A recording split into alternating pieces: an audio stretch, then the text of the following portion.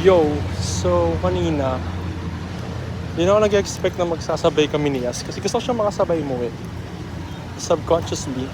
Kaya lang kasi ang bilis niyang bumaba eh.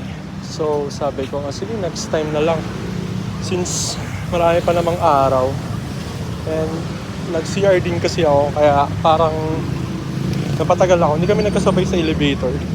So, parang yung desire ko na yun na makasabay siya kanina pauwi, sinantabi ko na parang sige okay lang, hindi ako ganun ka-attach na magkasabay kami ngayong araw.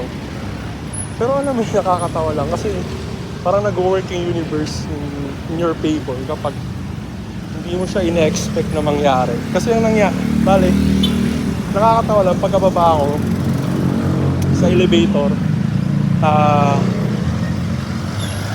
pagbaba ako sa building, nakita ko siya nandun, naghihintay sa may altapat ng Alphamart. So ako, inisip ko lang is baka hinihintay niya iba naming ka-team kasi may mga kasabay naman yun umuwi. Pero ang nangyari, nakatingin siya sa akin, so palabas pa lang ako. So, ginawa ko, chinek ko yung likod ko, baka may iba siyang nakikita bukod sa akin. Siyempre, ako rin kasi parang mag-assume na ako yung hinihintay niya. So, ayun na nga, pagkalabas ko ng building, wala niya ako nilapitan. Nangihiram ng... kasi may utang siya sa akin kanina sa Gcash, 100, parang bumili siya ng foods.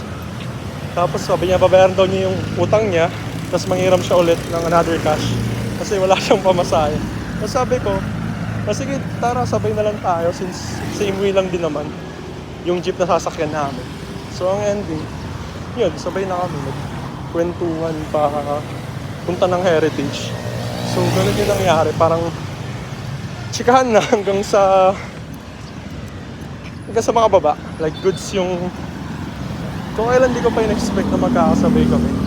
Tsaka siya nangyari.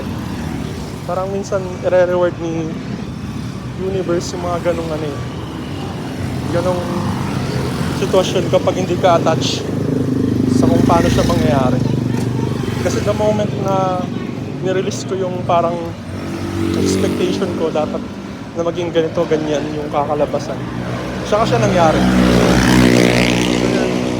Nawala kami ng tawa sa jeep kasi nakadilaw siya. Tapos katerno niya yung bubong ng jeep. Kaya parang wala, good memories lang. And nagulat ako pagka sakay ko, wala niya akong chinat sa IG. Ano ko yun?